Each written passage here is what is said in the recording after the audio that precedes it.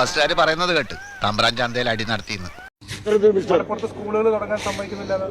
അത് തുടങ്ങും സത്യമല്ലേ? ഞാൻ 3 ജില്ല ഞാൻ ചെന്നുണ്ട് മലബാർ പ്രദേശത്ത്. മനുഷ്യരെ നാറ്റിക്കാനായിട്ട് ജനിച്ചിരിക്കാണോ താൻ? മലപ്പുറത്തുണ്ടോ, വയനാടുണ്ടോ, കാസർഗോഡോ? ഒറ്റ വിദ്യാഭ്യാസ സ്ഥാപനം ഞങ്ങൾക്കില്ല. ഈ ദുഃഖം ഞാനൊന്ന് പറഞ്ഞു പോയി. മിളമ്പ്രം പാവാമ്പ്രാട്ടി സ്ഥലം വാങ്ങാൻ കിട്ടുന്നില്ലേ? എല്ലാം ഉണ്ട്. പിന്നെന്താ തുടങ്ങാൻ പറ്റാത്ത? അനുവാദം തരണം. ആരുടെ അനുവാദം? സർക്കാരിന്റെ. എന്റെ മാനം കെടുത്താൻ വേണ്ടി കച്ച കെട്ടി ഇറങ്ങിയിരിക്കുക ഇയാള്. ഇപ്പോഴത്തെ അല്ല, അന്ന് ഞങ്ങള് 9 വർഷത്തിനിടെ നാളെ റിപ്പോർട്ട് ചെയ്യാൻ ഈ പണി തുടങ്ങിയിട്ട് ഇന്ന് നിർത്തിക്കൊണ്ട് റിപ്പോർട്ട് ചെയ്യാൻ ഈ സൈസ് തോന്നിയാസം. ചിരിപ്പിക്കരുത്. ഇങ്ങനെയുള്ള സമയത്ത് സൂക്ഷിച്ച് ചിരിപ്പിച്ചില്ലെങ്കിൽ ഞരമ്പ് കയറി പിടിക്കും.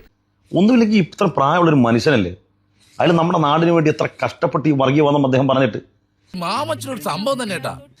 ഒരു തരത്തിലും അദ്ദേഹത്തെ ഒരു ഗവൺമെന്റും തൊടത്തില്ല എന്നുള്ള ബോധ്യത്തോടുകൂടി, ഉത്തമമായ ബോധ്യത്തോടുകൂടി ഈ നാട്ടിൽ അദ്ദേഹം ഒരു സമൂഹത്തിനെതിരെ വിദ്വേഷ പരാമർശം നടത്തി ഇത്ര കോൺഫിഡന്റോടുകൂടി സംസാരിക്കുമ്പോൾ ആ മനുഷ്യന്റെ പ്രായമെങ്കിലും മാനിച്ചിട്ട് വേണ്ടേ അദ്ദേഹത്തിന്റെ തൊണ്ടയെ കിട്ടുന്ന രൂപത്തിൽ ഈ ചോദ്യം ചോദിക്കാൻ പാടണ്ട. ഇത്തവണത്തെ ഇലക്ഷന് നമ്മുടെ പാർട്ടിക്ക് പ്രത്യേകിച്ച് പണിയൊന്നും ഉണ്ടാവില്ല. അപ്പൊ ഇയാളുടെ പാർട്ടി ഇപ്രാവശ്യം മത്സരിക്കുന്നില്ലേ? അദ്ദേഹത്തിന് ഇങ്ങനെ ഉത്തരം മുട്ടിക്കാൻ പാടണ്ട. എന്തെങ്കിലും സംഭവിച്ചു പോയാൽ, ഹൃദയാഘാതം വല്ല സംഭവിച്ചു പോയാൽ ആരുത്തരം പറയും? അയ്യോ പാവം, അയ്യോ. റിപ്പോർട്ട് ചെയ്യാനുള്ള ഇതൊന്നും മാധ്യമധർമ്മത്തിൽപ്പെട്ട പണിയല്ലേ ഇതൊന്നും. ഇതൊരിക്കലും അംഗീകരിക്കാൻ പറ്റുന്ന മാധ്യമധർമ്മമല്ല. ഒരു പ്രായം ചെന്ന മനുഷ്യനെ ഇങ്ങനെ ചോദ്യം ചോദിച്ച് അദ്ദേഹത്തിന്റെ ഈ ഭാഗത്താണ് കെട്ടിപ്പോയത്. ആരോട് പറയും ഈ വിലാപം? പക്ഷെ അവന്മാർക്ക് ആ വിചാരം വേണ്ടേ? ആരോട് പറയും നമ്മൾ ഈ സങ്കടം?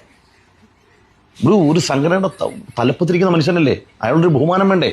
രാമേട്ടന്റെ സ്വഭാവം മാറും. ഇല്ല കുട്ടിയെ, ഓർക്കുമ്പോ സങ്കടമുണ്ട്. പക്ഷെ ഇപ്പൊ തോന്നുന്നു കുലം മുടിക്കാനാണ് അവൻ കുരുത്തതെന്ന്.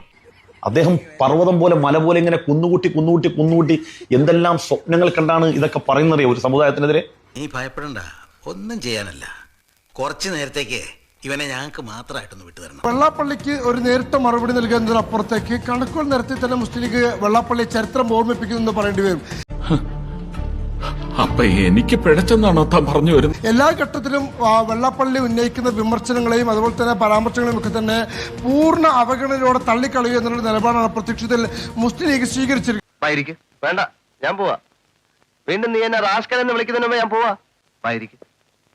ഇരിക്കാൻ. ഒന്നാമതായി വെള്ളാപ്പള്ളി നടേശൻ ഇല്ലെങ്കിൽ SNDPക്ക് മലബാറിലുള്ള വിദ്യാഭ്യാസ സ്ഥാപനങ്ങളുടെ എണ്ണം തന്നെ പറയുന്നു. അത് കോഴിക്കോടും അതുപോലെ തന്നെ വയനാടും കാസർഗോഡും മലപ്പുറത്തും അടക്കം വെള്ളാപ്പള്ളി നടേശന്റെ വിദ്യാഭ്യാസ സ്ഥാപനങ്ങൾ ഉണ്ട് എന്ന് തന്നെയാണ് ലീഗ് ഓർമ്മിപ്പിക്കുന്നത്.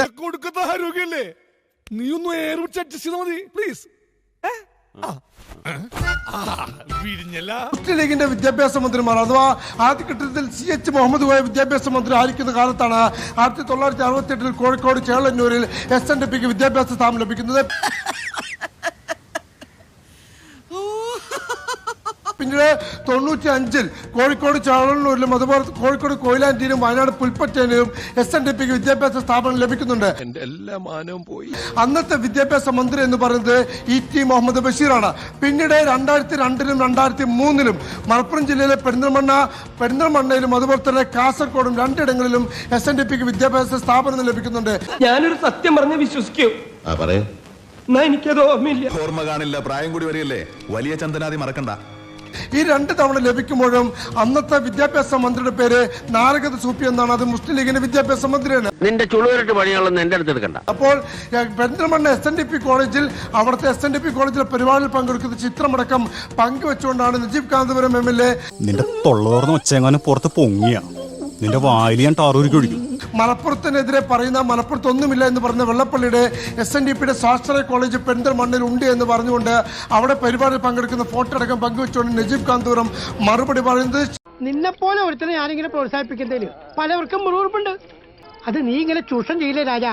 ഒരൊറ്റ മിനിറ്റ് കൊണ്ട് റിപ്പോർട്ട് ചെയ്യാനുകാരൻ അതിന് തീട്ട് കളഞ്ഞില്ലേ? ഒരൊറ്റ ചോദ്യം കൊണ്ട്